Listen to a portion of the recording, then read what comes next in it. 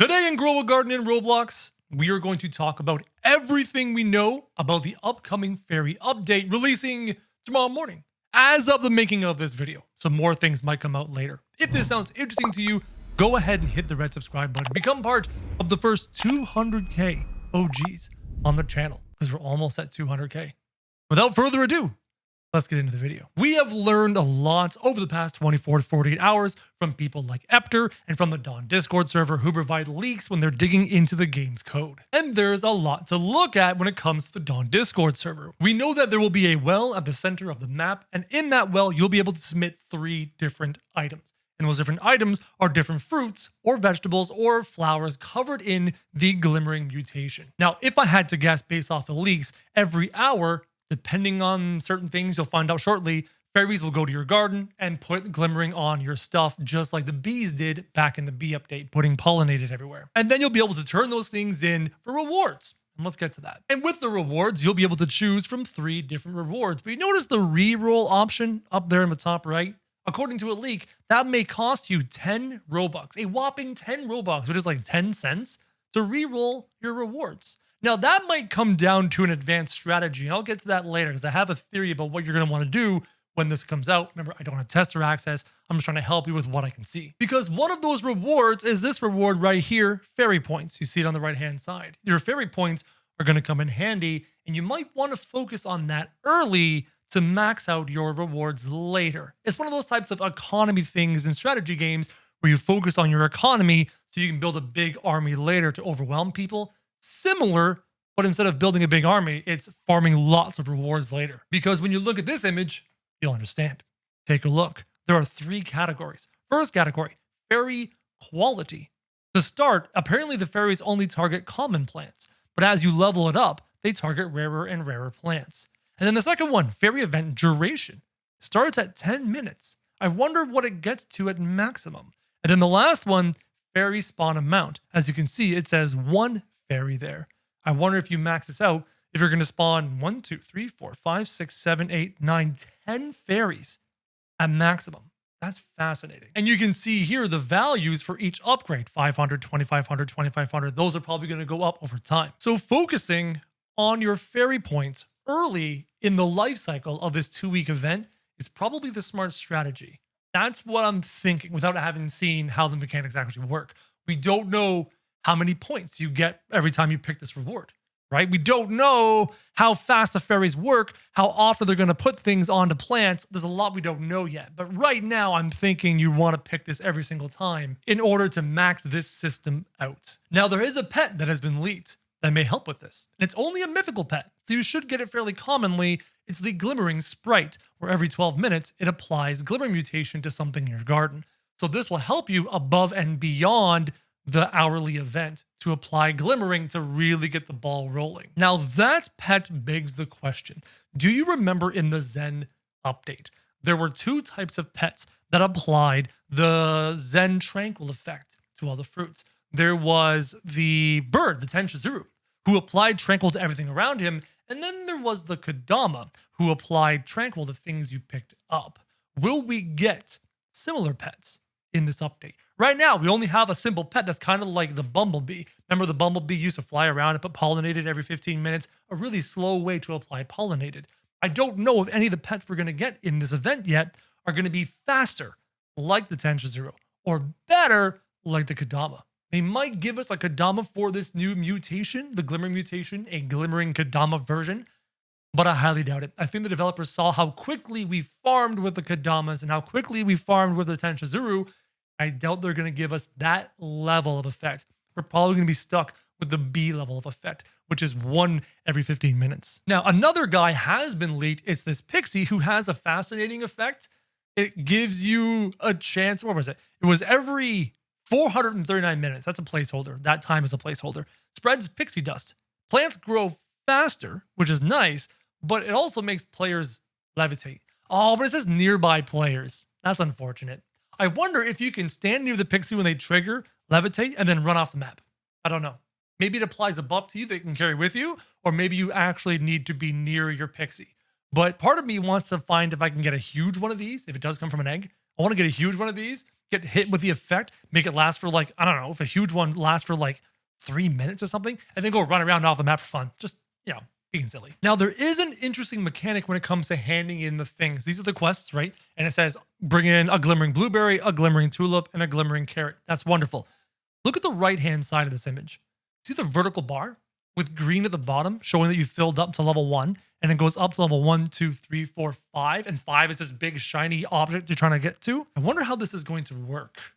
I wonder if you continue to move up, that the rewards get better or the requirements get more. Because you notice how at level 1, it seems to be common plants like blueberries, orange tulips, and carrots. That's great. If I get to level 2, is it no longer common plants? Is it rarer plants? Because if you look here, the first category is fairy quality, can target common plants. You might need to level this up to be able to target uncommon plants, and then rare, and then legendary, and then mythical, and then divine, and then prismatic, all the way up. Hold on, let's see. It starts at common. I'm actually counting the squares. Uncommon, rare, legendary, divine. There's a mythical in there after divine or before divine, a mythical, and then a prismatic, and then a transcendent. There's enough squares there for every single category of plant all the way up to transcendent, unless I missed one. Comment down below if I did.